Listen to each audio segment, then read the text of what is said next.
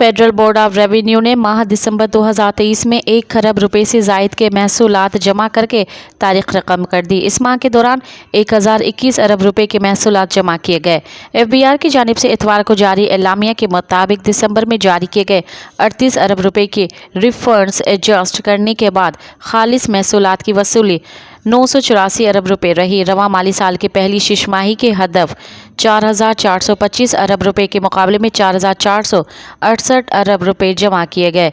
रवां माली साल की शिशमाही के दौरान 4468 अरब रुपए की रिकॉर्ड महसूलात जमा किए गए, जो पिछले साल की इसी मुद्दत के मुकाबले में 1 खरब रुपए से ज़्यादा है।